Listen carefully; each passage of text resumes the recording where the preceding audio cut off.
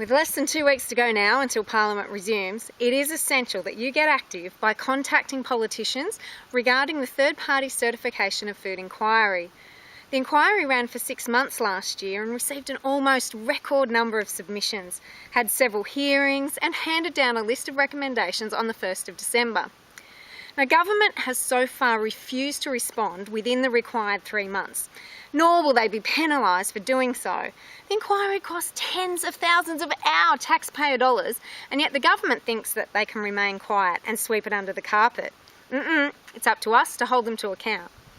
Senator Cory Bernardi did an outstanding job last year initiating the inquiry and being a voice of reason throughout the process.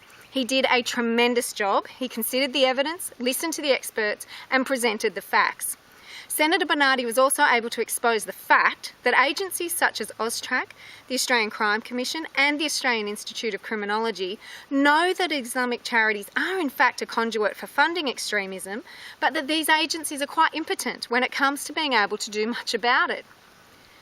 Islamic charities are able to continue operating in this country despite the fact that some don't submit appropriate financial records, some just pay the fines or make excuses, others have known links to terrorist organisations and yet they continue to operate.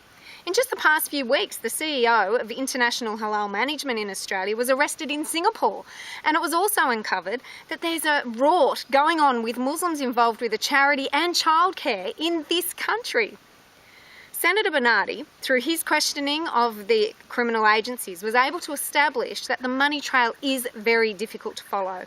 I mean, it was hardly expected to find direct links between certifiers and terrorists. I mean, you're not going to find cheques written to the terrorist from the certifier, are you? But what the inquiry did do was highlight the fact that our agencies are very limited in their ability to actually follow the money once it leaves Australia. It may be sent under seemingly legitimate ways, but they did concede that it's almost impossible to track once it leaves Australia. Despite doing a tremendous service for us all, the Senator will not be able to do much for us once Parliament resumes in a couple of weeks due to his 3-month secondment to the United Nations. He did receive our 7,000 plus signature petition demanding that the government act on the recommendations, but he probably won't have the opportunity to present it before he leaves. So it's now up to us and other politicians to pick up the slack and ensure the Turnbull government does its duty by implementing the recommendations of the expensive and extensive inquiry. The Senate committee was chaired by the non-practising Muslim, Senator Sam Dastyari, and these are the recommendations. Number 1. The committee recommends that food manufacturers clearly label products which have received third-party certification. Now you see, this will give consumers a choice. If meat sold in supermarkets, restaurants, cafes, RSLs, butchers and the like are clearly labelled as religiously slaughtered, then we'll get a true indication of what Aussie consumers really think. If halal labels start appearing on Nestle, dairy products and food spreads, do you think sales will go up or down? Now let it be truly market driven and give us a choice. Number 2, the committee recommends that the government, through the Department of Agriculture, consider the monitoring and compliance of halal certification of meat for export and becomes the sole signatory on the government halal certificate. That's a good idea. This will remove monopolies, excessive charges, excessive profiteering. The government will set cost recovery fees and contracts to halal certifiers. Now, I suspect if the big dollars aren't there to be made, then the industry will shrink quite dramatically. If Islamic countries require certain certifiers to inspect the meat, well, they can do so at their own cost, not ours. 1982 Royal Commission into Red Meat found, or had a recommendation, that halal fees should only be about cost recovery and not for other Muslim purposes or uses such as schools, mosques and charities. Well, surprise, surprise, those findings were ignored. It's time that you, the Australian voter, spoke up and held the government to account. Number 3, the committee recommends that the government, through bilateral and multilateral forums, promote a greater acceptance of whole country government-led halal certification. Now, I mean, it's either halal or it's not, right? No. Either way, Muslims can argue about that amongst themselves and stop expecting all consumers to pay for it. One government stamp for export and domestic purposes, cost recovery only. I mean, that's fair and reasonable. Those who need halal certification still get it without all the fuss. User pays. Number 4, the committee recommends that the government consider requiring certification bodies to register their operations under certification trademarks. Do you know why? It's because there are no regulations for domestic certifiers. They can set up without regulation or qualification. That has to stop, and there needs to be an industry standard. Companies are none the wiser and are currently paying halal fees on products that Muslims know are already halal, such as honey, nuts, grains, fruit and vegetables.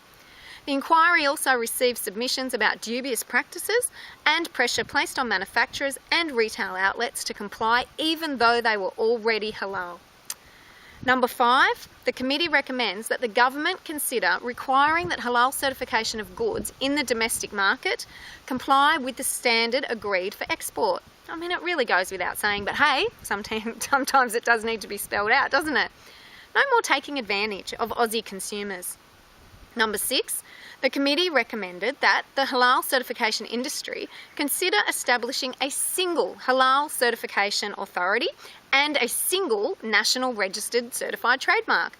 It's a little bit repetitive, but it's necessary. This will go a long way to dramatically reducing the profiteering, meaning many certifiers will have no incentive to continue. And that means you and I will no longer have to support an industry that we find offensive and insulting.